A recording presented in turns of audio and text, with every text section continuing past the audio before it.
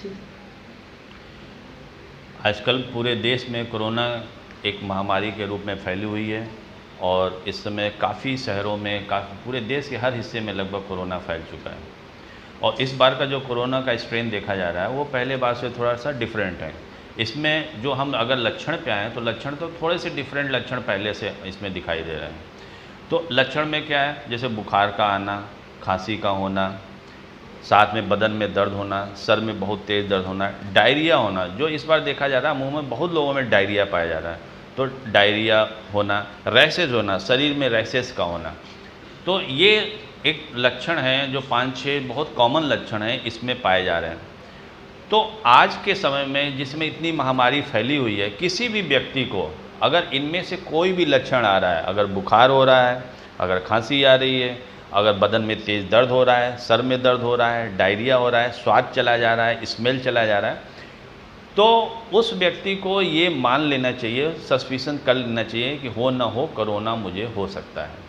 और इसके लिए अगर पास में जांच की अगर सेंटर है तो आप वहाँ पे जाके जांच करा लें।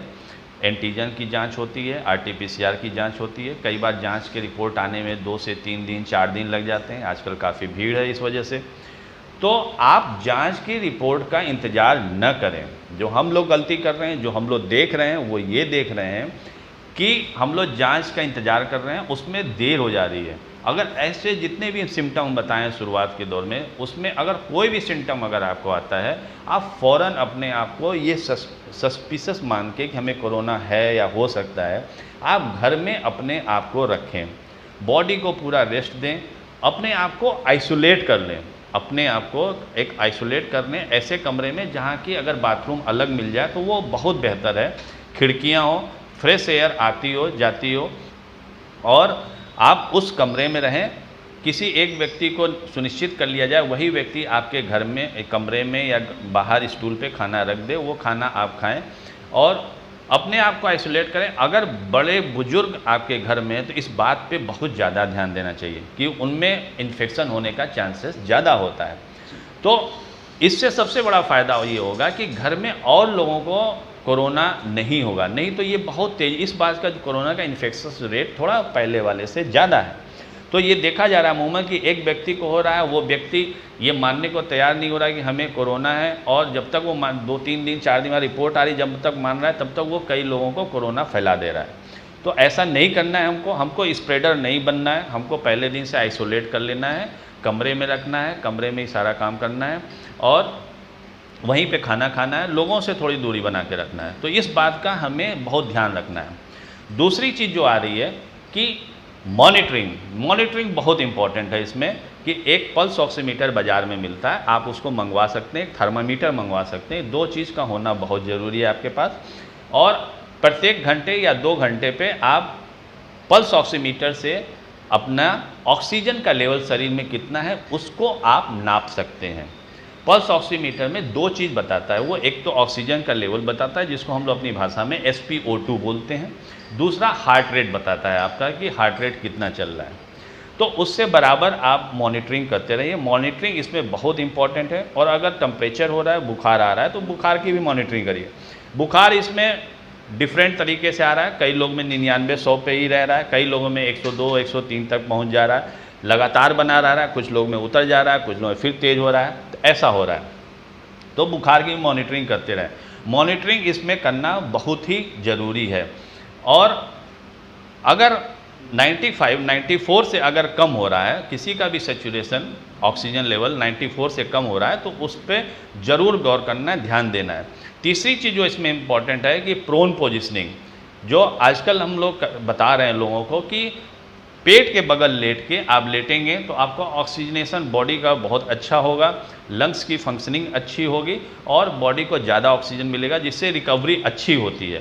तो अगर संभव हो सके तो पेट के बगल ज़्यादा से ज़्यादा लेटिए। 10 से 12 घंटा अगर पेट के बगल लेटें, कुछ घंटे आप करवट बाईं तरफ लेटें, कुछ दाईं तरफ लेके कुछ घंटे, इस तरह करके अपने आप को आप ऑक्सीजन लेवल बढ़ा सकते हैं। तीसरी चीज़ जो हम लोग आते हैं कि मेडिसिन पे, तो हम आपको आज एक चीज़ बहुत ही क्लियर कर देते हैं आपको, और इस पर बहुत गौर करने वाली चीज़ है कि हमको सेल्फ ट्रीटमेंट नहीं करना है। हमको सेल्फ मेडिसिन नहीं देनी है। हमको फ़ौरन जैसे ये सिम्टम आते हैं, हमको किसी न किसी डॉक्टर के संपर्क में आ जाना है। वो आपके पास का डॉक्टर हो सकता है, वो आपका फैमिली डॉक्टर हो सकता है, वो आपके पास के पीएचसी सीएचसी का गवर्नमेंट हॉस्पिटल का डॉक्टर हो सकता है, या किसी प्राइवेट क्लिनिक का डॉक्टर हो सकता है। लेकिन आपको एक कंसल्टेंट के, एक डॉक्टर के निगरानी में रहना है, उसे टेली कंसल्टेशन करते रहना है, और जैसा वो बताते हैं उसी के अनुरूप, उन्हीं के दिशा निर्देश में आपको काम करना है। आपको सेल्फ ट्रीटमेंट, सेल्फ मेडिकेशन नहीं करना। इस बात को बहुत ध्यान से आप लोग सुनिए, क्योंकि ये देखा जा रहा है कि लोग सेल्फ ट्रीटमेंट करने लग रहे हैं और उसमें कई बार परेशानियां बढ़ जा रही हैं। तो इस बात पे बहुत ध्यान रखना है कि हमें किसी न किसी डॉक्टर की निगरानी में टेली कंसल्टेशन से, उनके बताए हुए तौर तरीक़ों से आपको चलना है। अगर किसी को बुखार आ रहा है तो अपने डॉक्टर संपर्क में आइए। अगर वो पैरासीटामोल आपको बता रहे हैं जो इस समय चल रही हैं, आप पैरासीटामोल लेना शुरू कर दें। कुछ विटामिन है जिनका बताया जा रहा है, विटामिन सी, विटामिन डी और जिंक, तो ये भी आप ले सकते हैं। कुछ एंटीबायोटिक्स है जो एजिथ्रोमाइसिन है, डॉक्सीसाइक्लिन है, वो भी आप ले सकते हैं। लेकिन हम आपको बता दें, लिटरेचर में जो स्टडीज़ हुई हैं इसमें ऐसा नहीं कि इनका कोई बहुत बड़ा रोल है, थोड़ा थोड़ा रोल आया है, लेकिन कोई बहुत बड़ा रोल नहीं। अगर आप लेंगे तो भी अच्छा है, नहीं भी अगर ले पा रहे हैं तो कुछ ऐसा नहीं कि बहुत ज़्यादा चेंजेस होने वाले। लेकिन जैसा आपके डॉक्टर बताते हैं वैसा आप ज़रूर करिए। अगर वो बताते हैं तो इसको आप ज़रूर लें, सेवन करें, जिससे कि इसमें सुधार होने की संभावना हो सकती है। तीसरी चीज़, पांचवी चीज़ जो आती है इसमें, वो डाइट आती है कि खाना क्या खाना है आपको। तो खाने पे बहुत विशेष ध्यान रखना है आपको इस दौरान। सबसे पहला हाइड्रेशन, बॉडी को पूरा हाइड्रेट करके रखना है, अच्छी मात्रा में पानी पीना है। अगर किडनी संबंधित या हार्ट संबंधित कोई ऐसी बड़ी बीमारी नहीं है तो आप 2 से 3 लीटर पानी आपको पूरे दिन में लेना है, 10 से 12 गिलास पानी पीना है। नींबू पानी का भी सेवन करना है, कुछ नारियल पानी भी आप उसमें बीच बीच में ले सकते हैं। पानी अच्छे से लेना है। दूसरी चीज़ जो इसमें ध्यान रखना है कि प्रोटीन वाली चीज़ों को खाना है। प्रोटीन वाली चीज़ों को विशेष रूप से खाना है। जैसे अगर शाकाहारी हैं तो पनीर ले सकते हैं, सोयाबीन ले सकते हैं, और मलाई निकाल के दूध ले सकते हैं।